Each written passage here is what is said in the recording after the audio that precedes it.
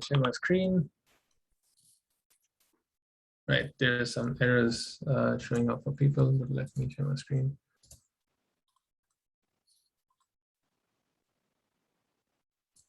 Right, I assume you can see my screen now. Okay, thanks. All right. So going through the exercise for 2.2, so just as psr stat is a command for viewing metadata, psr edit is a command for editing metadata. So if you want to change something in the attributes for an archive file, you can use psr edit. So as an example, which is stated in the document, so if we do psr edit -c, which is used for querying or listing the parameter name, and then obs _ observer is a parameter that is listed in psr stat, and that is used to query what the observer name is. So let's jump one step, take a step back, and if I do psr stat -c observer and then query it for all the files, I see that the observer name that is currently listed is Sarah. Sarah is actually on the call with us. She's been observing pulsars with Meerkat and has been instrumental with all of the data taking. So what we are going to do now is basically edit the observer name to Sarah Buchner. So we're just going to say psr edit and then use the parameter, which is obs _ observer, and then give the value for the parameter. So from Sarah, we're changing it to Sarah Buchner, and then you pretty much say that you have to make this change for all of the archives, so *ar, which is the same as the Unix command. Now, of course, when you make a change to the file, you can either edit the current file or you can output a file, a new file which has the edited parameter. So in this case, we are not going to overwrite the existing file. We are going to generate new files that will have the new obs _ observer value. So in that case, you say -e, which basically is the extension that you would want the new files to have. So I'm going to give it extension called mod, which stands for modified. And if I press enter, you can see it doing a bunch of things. What it is showing us is that it's unloading the new files with the edited parameter. And you can see it's unloading the file name, but with the .mod extension. And now if you do an ls in the directory, you can see there are a bunch of files with both the .ar extension and the .mod extension. And now if you go back and query psr stat -c obs _ observer, and now instead of *ar, if you do *mod, what you would see is that the observer name has now changed to Sarah Buchner. So psr edit is quite useful in that sense, because if you want to change header parameters or change the metadata for archives, it is very useful for that. So using the same technique, now you can change the site name. So we do psr stat -c site *ar, which are the previous files. You can see that they are incorrectly listed as Sparks. Now you would do the same command with psr edit, and you give it the site equals Meerkat, and you apply this change for all of the archive files, and you then output them as a .mod file. I'm not sure what's going to happen now. It's going to output a bunch of mod files with the changed extension, with the changed site parameter. Let's run. All right, so now if you query psr stat -c site *mod, you can see that the site has changed to Meerkat, which is the right parameter value. All right, I guess there are a few errors and questions that have popped up. I'll stop sharing my screen and probably go through some of the questions.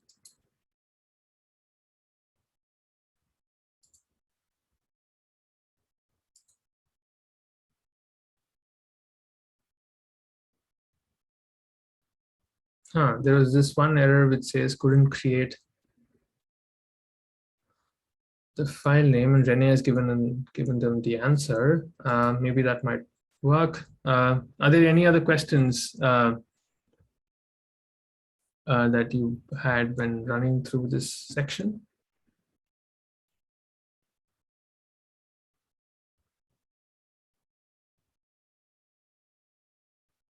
I guess a few people have successfully edited the archives. I can share the command that I just used to do that. It's also in the document.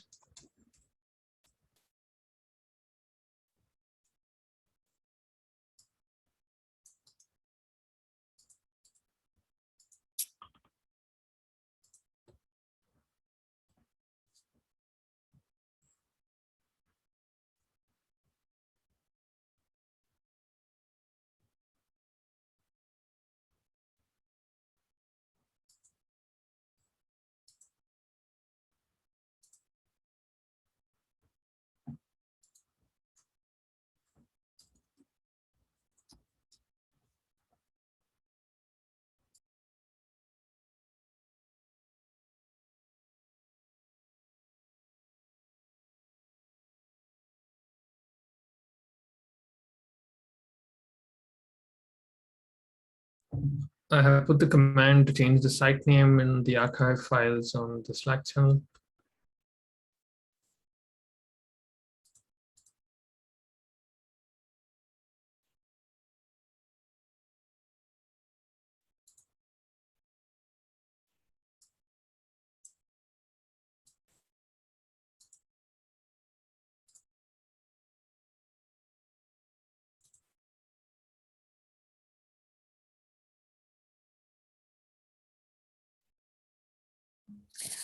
So someone in the Slack channel also just brought up a typical Python or accounting convention. So for all these instances where you have the dimensionality of your data, like here she mentions that we've got 1024 channels, but if you range over them, you want to go from 0 to 1023. So I expect many people will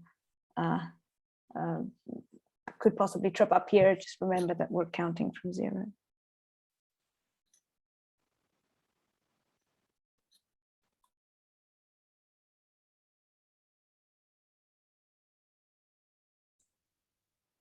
Also, it seems like some people had errors when running PSR edit to actually write out new files.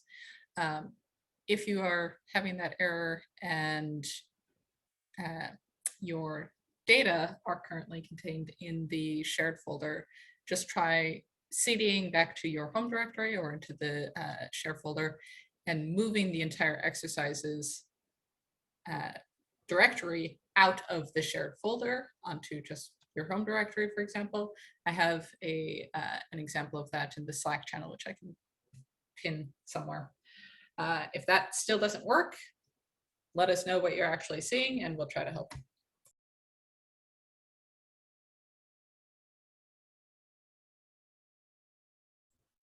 Thanks, Rennie.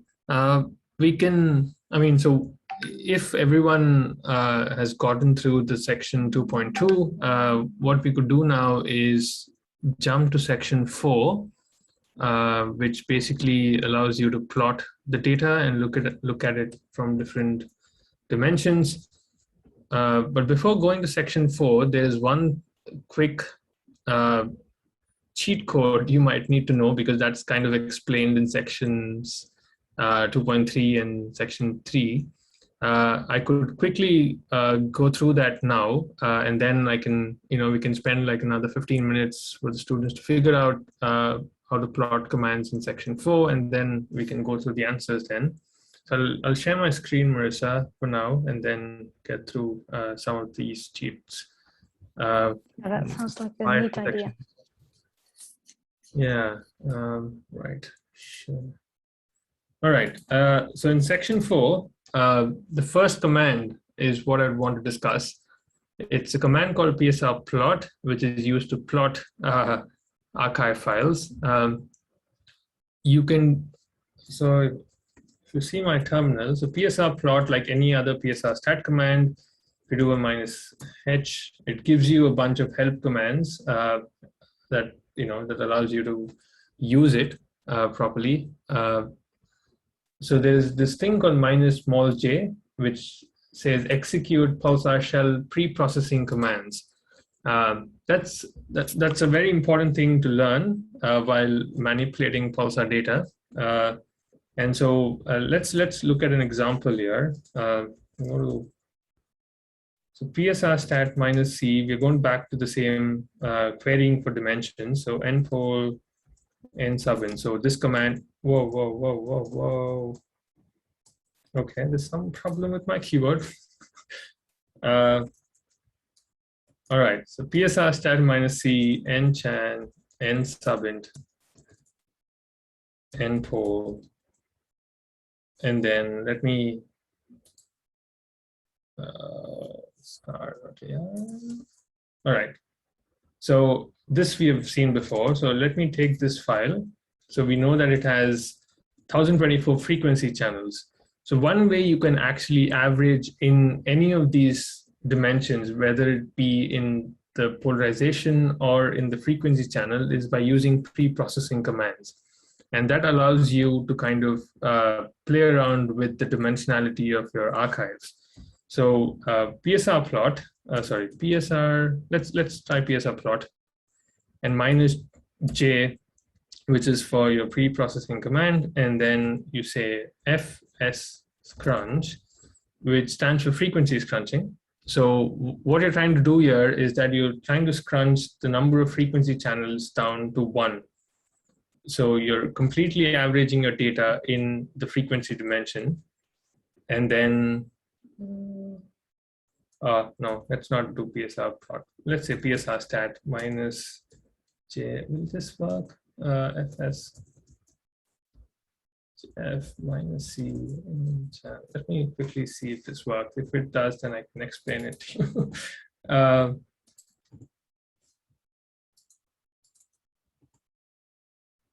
All right.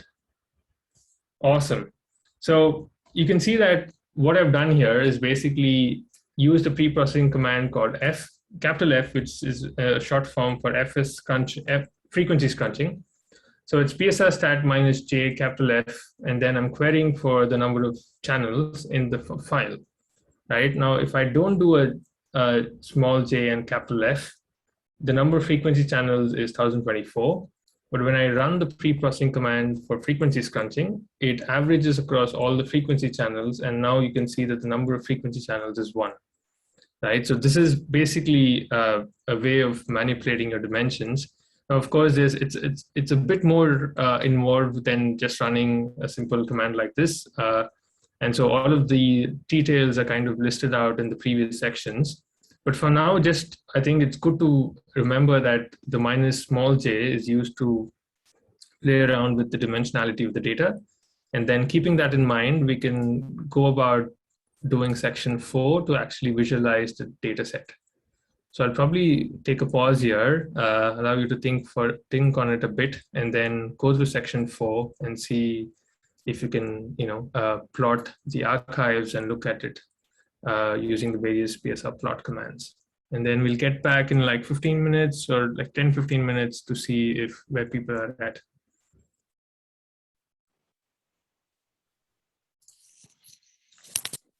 Thanks, Aditya. So the idea is to spend most of your next 15 minutes plotting. Did I get that right? Yeah. Cool. And could you share your PDF again, Marissa, please?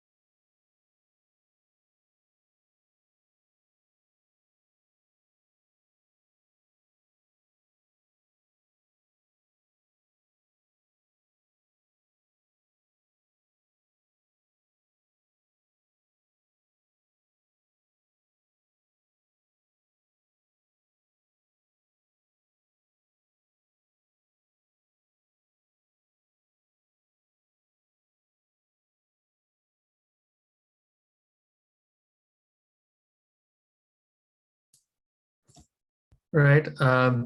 I guess we can go through section 4 once at this point. I'll share my screen again.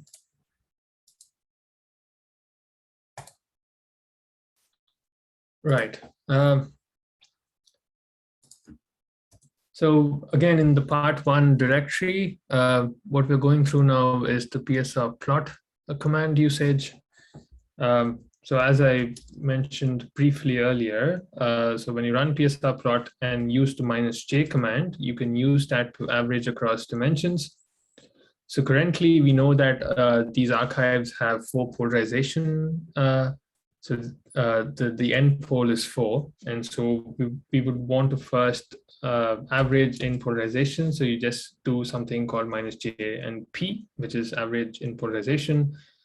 And then before this, if you just type psr plot minus capital P, it'll tell you all of the kind of plots that you can use in psr plot. And so these are the shortcuts. So these are the letters in the second column that you can use if you do not want to type out this entire thing.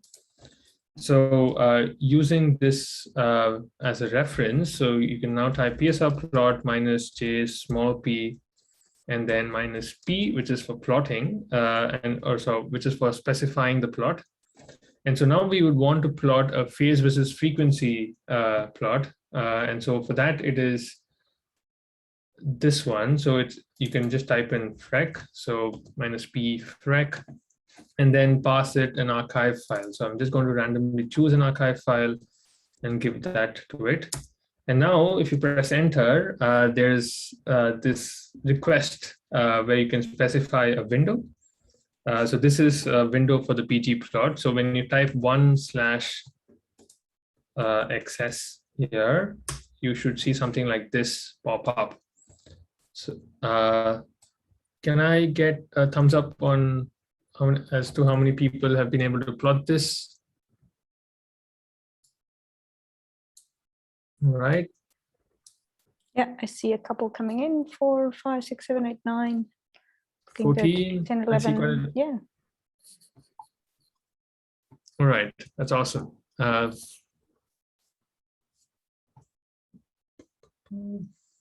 right, so you should be able to see a plot like this, and this is similar to the plot that Matthew had in his talk, where you can see the pulsar arriving at the higher frequencies, and then you can see the dispersive sweep, or the delay due to the interstellar medium, and so we'll get into this or correcting for this effect later in the exercise. But before, one of the things that is useful to know here is that you can specify the plot window, instead of actually pressing enter in the first command and then typing 1/xs, you can just do it in the command line itself. So you can do something like that. So where you have the entire command, scrunching for polarization, specifying the plot type, giving the archive file, and specifying the window, the PG plot window. And if you hit enter, it should automatically plot in the first window. Now, the good thing is that you can do this and then say 2, and then specify some other archive if you want. So let's choose another random archive, and then press enter. So that opens it up in another PG plot window. Where is the other one? There it is. So now you can see there are 2 PG plot windows that have 2 different archives opened up. So this is kind of useful to know, just in terms, if you want to compare multiple plots, you can specify the window in the command line itself. What else do we have in here? What do you notice in these plots? How do you correct for that effect? So we see in the PG plot that the archives are dispersed.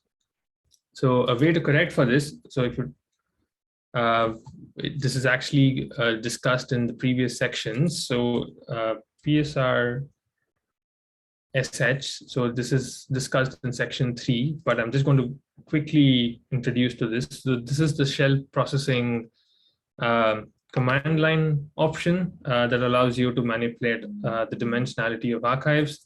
So just as any other PSR command, if you do a -h, it gives you a list of options where where it tells you that minus capital H actually gives you the available commands. You type minus capital H, and then that tells you all of the types of commands that you can use in order to manipulate your archives. So one of the things it tells you is de-disperse. So de-disperse all the profiles in an archive. So let's go back to our psr plot command. Whoa. There's something wrong with my virtual box. Anyway, psr plot. Right. And so where you actually use -j to actually polarization scrunch the archive, you can also give it capital D, which is, as PSR SH states, it is used to de-disperse all profiles in an archive. And so when you do this, you can see that it's beautifully corrected, and you can see a profile that looks straight, right? So Psr Plot is a very useful tool in kind of viewing your data cubes, looking at it from different perspectives, and finding out different qualities of the data. So there are a bunch of exercises listed here. One of them is plot the intensity profile as a function of frequency. Try using the -n command flag to plot multiple images at once. I might quickly show you how to do that. So let's say you have you have a bunch of archive files here, and it'll be a pain to actually look through one of them in one, looping over each of the archive files. A quick workaround for that is using the same psr plot command. Let's say instead of plotting one archive or choosing one archive file, I'm just going to say *ar, just as the previous Unix commands. And then I'm going to say -N. So this allows you to actually open up a single window with multiple plots in it, or multiple subpanels in a single larger panel. And so what it takes in and as input is the dimensions, or how many number of rows and columns do you need to be plotted. So let's say 2x2. So this is basically 2 rows and 2 columns. And now if you press enter, you can see that there you go. So you can see that it has taken the first 4 archives and has de-dispersed it, polarization scrunched it, and has plotted it as 4 subpanels in a single window. So you can play around with the dimensions. So you can say 3x3 or 4x3 or something like that, and look at different archives in the same window. So -n is also a very useful flag to plot multiple images at once. And so, yeah, I'll let you work through the exercises or the other commands in terms of plotting the polarizations later on. We are running a bit out of time because we might need to go through the Jupyter notebooks as well. So maybe I'll give you another 15 minutes to work through exercise or the section 6 directly, which then relates to generating arrival times with Pat. So, if you have any questions in terms of plotting, please feel free to ask. I can't see my Zoom currently, but I'll stop sharing and then answer any of the questions. And then in the meantime, please explore using Pat to generate the arrival times.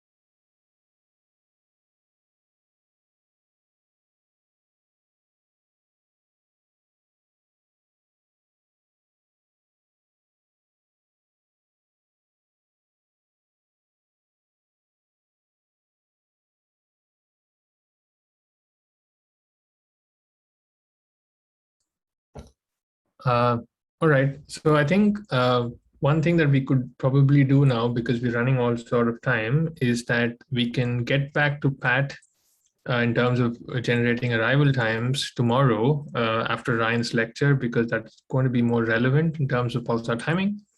So I would still encourage all of you, if you find the time, to get through the notebook and practice try answering the questions and getting through the commands before tomorrow if you can. And then after Ryan's talk, we'll get through the section 6 once again in terms of generating arrival times, and then playing around with tempo 2, which is also what Matthew briefly showed in his talk as well. For now, I think, Marissa, do you want to take a break for 15 minutes and then get back to look at notebooks? Yeah, I think that's actually a very good idea. It's just gone 4:10 now. So if people are keen, we can stop this psrchive exercise and just revisit some of our introductory coding notebooks from earlier this morning. So Renee, should we start at 25 past 14 for in UT time, so 14:25. Then those who are more unfamiliar with the Unix command line can also have some more time to go through those exercises carefully with you. Yeah, I think that sounds like a good plan. And we can also advertise that on Slack to see if anyone else who isn't here right now wants to come back into the Zoom session to have that chat starting at 14:25 UT. Okay, cool, thanks. So just to summarize, we'll end this here, have a good break, and then in 15 minutes from now, if those of you on the call now are keen to have a look again at Introduction to Programming, we'll go through those notebooks. So I'll post the times on the Slack now as well, to be sure that everybody gets it correct. Enjoy your breaks, and we'll see you soon back.